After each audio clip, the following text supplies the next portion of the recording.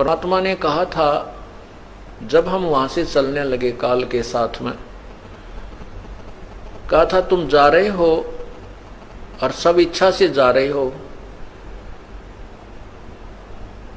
वापस भी तुम सब इच्छा से ही आ सकोगे। वापस जब आओगे यहां सब इच्छा से ही आओ। आपकी जैसे अब प्रबल इच्छा इस काल के साथ जाने में लगी हुई है, बनी है, ऐसी इच्छा तुम्हारी वहां से वापस आने की बनेगी, तब तुम्हें लेकर आऊंगा।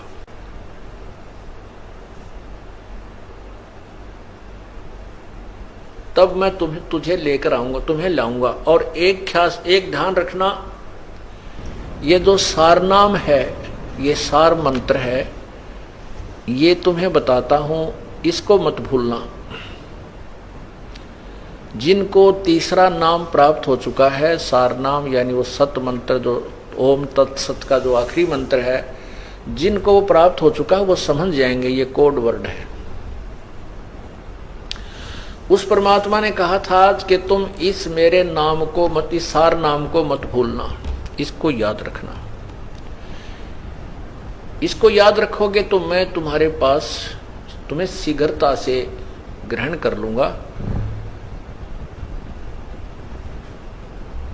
तो काल ने सबसे पहले उस मंत्र का नामो निशान मिटाया। अब दूसरा कहा था कि जितनी प्रबल इच्छा से तुम यहां से जा रहे हो, उतनी प्रबल इच्छा तुम्हारी यहां आने की होगी, तब मैं तुम्हें वापस लाऊंगा।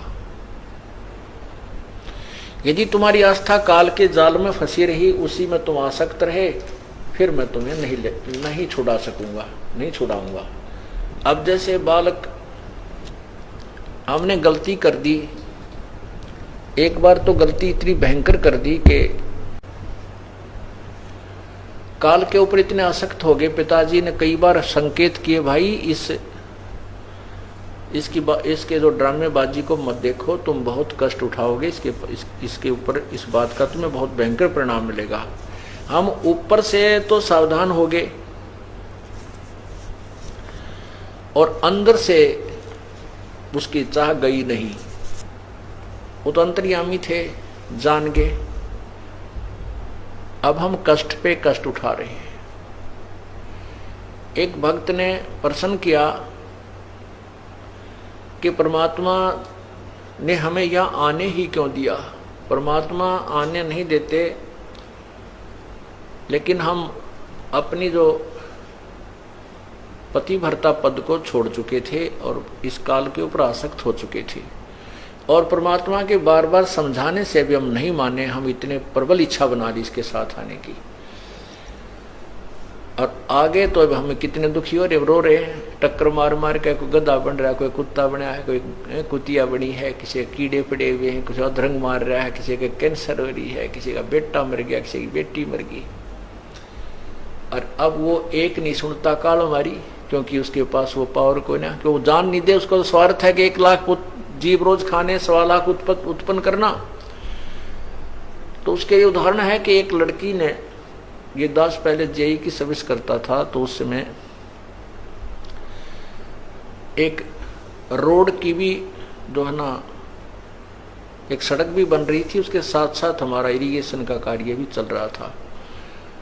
तो वहाँ वो हम भी वहीं एक दोपहर के समय एक वृक्ष के नीचे वो वहाँ सेवा कर रहे थे।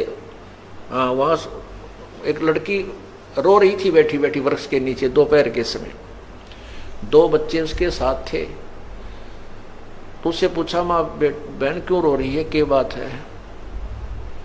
न बोली, के बताऊं, अपने कर्मा न रो रही हूँ जी, मैं अपने कर्म रो रही हूँ। फिर भी चल वो रो रही जब आप पे बताने लायक गया, हम तो चुप हो गए। मैं कह रहा क्या दुख हो बालक में, हमने क्या लेना देना है? ने बोली, मैं जो मेरा पति है ना, वो हमारे नौकर होता था और मैं अच्छे घर की लड़की थी, और मैंने इसके साथ माता पिता के विरोध करने पर भी जबरदस्ती मैं इसके साथ आ गई और बहुत समझाई। मेरा माँ भी रोई, मेरा बाप भी रोया, बहुत समझाई, बेटी बहुत दुख पाओगी, पर मैंने एक नहीं सुनी, इतनी नालायक थी। अब मैं कमाती हूँ, वो शराब पीता है, 2 बालक हो गए, मारे पीटे, जो पैसे को ले जाती हूँ जाते छीन लेता है, कई बार तो हम माँ बेटा भूखे सो जाते हैं। जब तो हमने भी कोई नहीं, माँ ठीक है भाई अपने करनी पाई तो नहीं। अब वो उदाहरण फिट हुआ कि हम उस परमात्मा से दूर होकर अपनी सब इच्छा से इस नकली पति के साथ आ गए, अपने परम पिता ने छोड़कर। इसने हमारे साथ वो दुर्गति कर रखी है। अब माँ बाप ने फिर भी दुख आता है, पिता ने तो फिर भी हम प्यारे लगते हैं, वो फिर भी हमारे दुखों को दूर करने के लिए आते हैं, समझाने की चेष्टा करते हैं कि अब भी तुम इतनी ही प्रबल इच्छा बनाओ जितनी प्रबल इच्छा तुम यहां आने की थी। अब जैसे ये तत्व ज्ञान चला था कुछ दिन आस्था चैनल पर, फिर बाद में स्वार्थी लोगों ने विरोध कर दिया था और वो मालिक घबरा गया कि हमारे सारे कार्यक्रम बंद हो जाएंगे यदि आपका प्रोग्राम चलाया, तो बंद कर दिया। लेकिन बहुत से बुद्धिमान लोग उसको समझकर आए। अगर वो 1 वर्ष चल जाता पूरे विश्व में तहलका मच जाता परमात्मा की महिमा का। अभी शायद ना समय हुआ होगा, परमात्मा ने करना तो है और थोड़ा समय और लेते होंगे, संसार में जाएगा ये तो अब जाएगा, रुक नहीं सकता। फिर भी उदाहरण देता हूँ, उसके प्रश्न उत्तर करने वालों के बहुत ज़्यादा प्रश्न उत्तर आए, प्रश्नोत्तरी हुई, तो उनमें से एक ने ये प्रश्न किया कि मान लीजिए हम फिर चले जाएं वहां पर और वहां फिर गलती कर देंगे, फिर आ जाएंगे, कभी नहीं कर सकते। हम तो इधर झांक के भी ना देखें, एक बार उस सुख को जब देख लेंगे। जैसे आप किसी रास्ते से जा रहे हो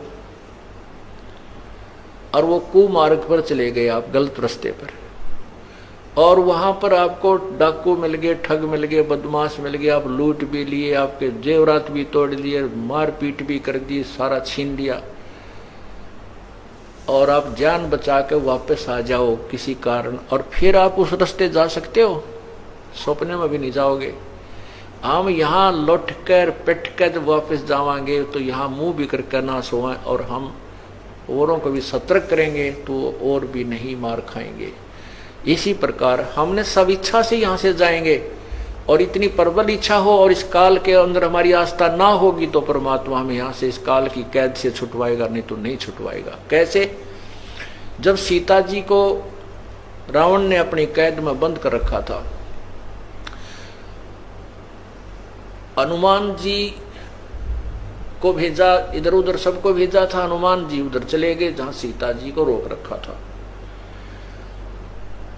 अब हनुमान जी सीता जी की खबर लेकर वापस आ गए। श्री रामचंद्र जी को पता भी चल गया कि सीता जी रावण की कैद में बंद है। अब प्रश्न उठता है कि सीता को वहां से रावण की कैद से छुटाना कोई बालकों का खेल नहीं है।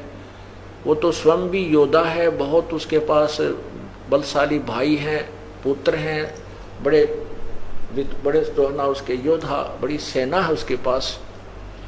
तो उसके लिए कुछ करना है तो बहुत कुछ करना पड़ेगा, सेना भी एकत्रित करनी पड़ेगी, ऊपर से जो भी हमने बहुत युद्ध भी करना पड़ेगा, बहुत सी सेना भी मरेगी। तो उसके लिए रामचंद्र जी ने सबसे पहले यही जानना चाहा कि सीता जी यदि रावण की हो चुकी है फिर तो हम नहीं, उसकी आस्था वहां हो चुकी है, रम गई है उसमें, तो हम नहीं छुटवाएंगे और ना ही सेना लेकर जाएंगे, ना युद्ध करेंगे, हम नहीं लाएंगे। और यदि वो उसकी वास्ता वहां है नहीं और हमें चाह रही है तो हम फिर उसको अवश्य छुटवाएंगे। इसलिए घुमा फिराकर हनुमान जी से प्रश्न उत्तरी होती है। आदरणीय गरीबदास साहब जी ने अपने अमृतवाणी में उसके बताया है। रामचंद्र जी कहते हैं, अरे बंचर क्या खबरां कपी लाए। अब क्या पूछता है रामचंद्र जी घुमा फिराकर, जैसे घुमा फिराकर पूछता है, कहते हैं अरे बंचर क्या खबरां कपी लाए। कपि बंदर, कहो सीता की बात बिथा सब क्या क्या भोजन पाए। कैसी प्रीत करी तुम सेती व्यंजन कहां जमाए। और कहो हनुमंत संत जन मेरे भूखे रहे अकधाए। कैसा बदन विनोद सती का, और बूझो हो मन लाए, बूझत हो मन लाए, और क्या पौनिक पटंबर पहरे, हार डोर गल छाए। कहा सिंगार उचार करत है, रावण सिज्जा जाए, और सुरमा सिल्की सिज्जा पैठी, ना तुम बदन छिपाए। हाय हाय।